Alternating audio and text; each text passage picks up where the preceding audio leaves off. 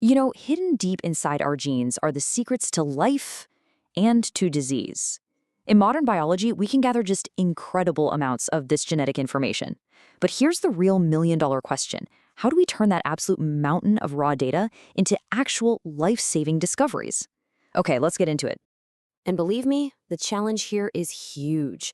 Think about it. It's like searching for one specific needle in a haystack the size of a mountain.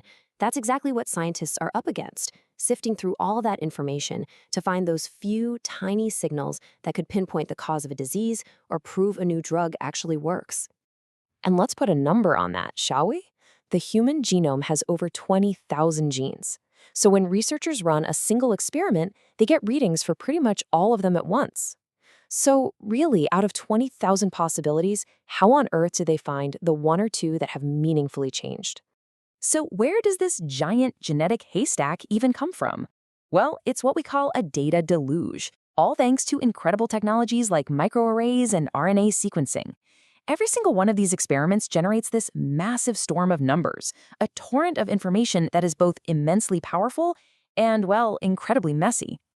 And this is what that messy data actually looks like. It's called an MA plot. See that giant cloud of black dots? Every single one of those is a gene, and most of them haven't changed much. The answer we're looking for, the really important genes, they should be the dots way up high or way down low. But look closer. You see that huge fanning effect at the bottom? That right there is pure statistical noise, and it's basically hiding everything. In technical terms, they call this a low signal-to-noise ratio. But what it really means is this. Trying to find the true biological signal in there, it's like trying to hear one person whisper during the final seconds of the Super Bowl. The background roar is just completely deafening. So how do you quiet that deafening roar? Well, surprisingly, it all starts with something incredibly simple and organized, a spreadsheet. This is what's called a targets file. It's the very first step where researchers carefully map out every single sample in their experiment. You can think of it as the map for the entire investigation. It's what brings order to all that chaos.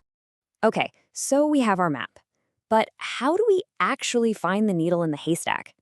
For that, you need a specialized tool, a kind of signal finder that was purpose-built for this exact job. And that tool, folks, is called limma. So what exactly is limma? Well, let me break it down. It's an open-source software package that uses a really powerful statistical method called linear models. Its whole mission is to dive into that complex, messy gene expression data and find the changes that are actually meaningful.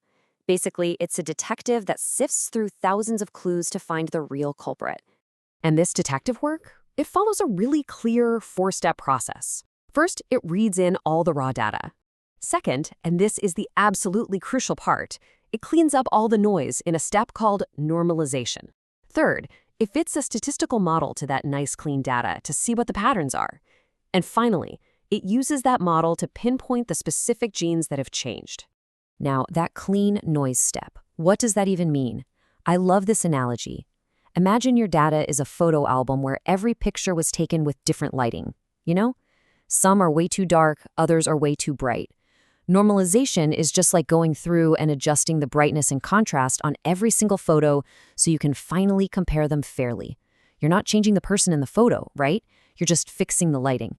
And once that crucial cleaning step is done, that's when we get the payoff. We're about to go from the storm of noise to a moment of pure, crystal clear insight.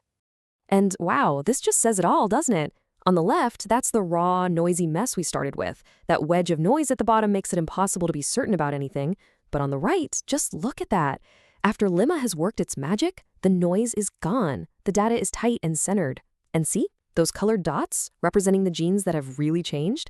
Now they just pop right out. The whisper has finally become a clear voice. So here's the bottom line. By systematically correcting for all that background static and all those tiny technical variations, limma lets the true biological story shine through. It gives scientists confidence. They can finally trust what their data is telling them. And here it is, the final output. It's not some wall of complicated code. It's a simple, ranked table. Basically, a most wanted list for your genes. It tells the scientist exactly which genes changed, which direction they went, and just how significant that change really is. This is the treasure map that guides the very next step of their research. This whole thing just shows you something huge about modern science. Today, groundbreaking discoveries aren't just happening in a lab with test tubes and microscopes. They're being powered by elegant, powerful, and often completely invisible code. And the impact of a single tool like limma is just staggering. We're talking thousands of research studies in the fight against cancer, in immunology, in the discovery of new drugs that all rely on this one piece of software every single day. It's truly become a cornerstone of modern biomedical research.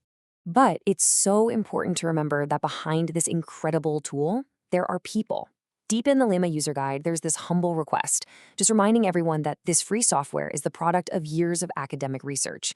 Citing their work is the main way these scientists get professional credit, allowing them to keep building the very tools that push science forward for all of us. And that just leaves you with this one kind of fascinating thought. Limma is just one example.